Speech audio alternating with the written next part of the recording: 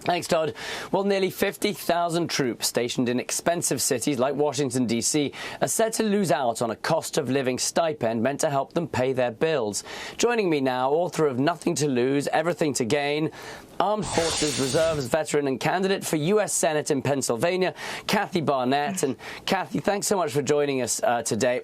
And this stipend, it's a specific cost of living allowance which is given to troops stationed in excessively expensive areas, including 15 metropolitan housing areas which have now been cut, 21 non-metro areas cut. So these troops will no longer be getting that stipend, which is given when non-housing costs exceed 8% above the national average. The stipend, by the way, is only 1%, so it wouldn't even have covered their costs. But what do you make of this? What does it say about the administration's treatment of the military? Yes, thank you so much for having me on.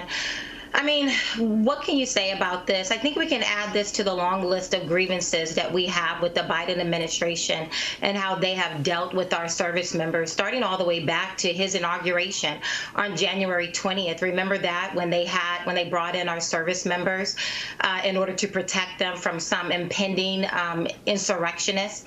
And when they were done with their photo ops and done with our service members, they just threw them into open garages and let them fend for themselves. We can look at how they exited Afghanistan, 13 members of our service, of our armed forces, losing their lives for that was completely unavoidable, and yet they lost their lives as a direct result of the failed policies of this administration. And now we have our service members once more sacrificing, putting their families out here, and the federal government sending them to these very expensive cities, and now removing a very small stipend, as you've already indicated. Again, we can add this to the long list of grievances, especially when you're looking at the cost of inflation going up, the cost of electricity up 33% year over year. And Kathy, what do you think something like this does for troop morale or even troop recruitment? It lowers it, but this is just one of many things that will lower it. What I just mentioned a few moments ago of the long list of grievances that we can add to this administration and how they have treated our services. Again, look at the CPI. I was looking at it last night, the Consumer Price Index. The cost of living is so much higher, and this particular stipend, although small, covers non-housing expenses, food, energy, gas, all of which are a direct result of the failed policies of this administration. And as you say, it was very small indeed. And you mentioned Afghanistan and the withdrawal earlier. Well, Vice President Harris is now trying to pass the blame for that Afghanistan withdrawal to the last administration. Here's what the Vice President had to say.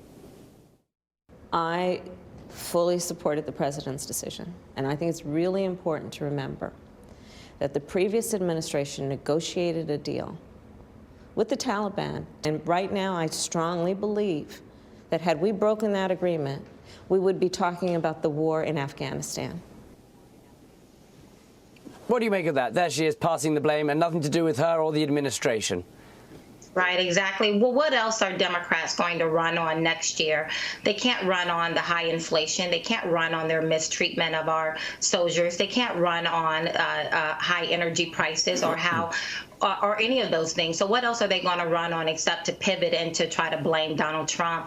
But what is the cost of their poor decisions? Look around at our foreign, at the nations around us.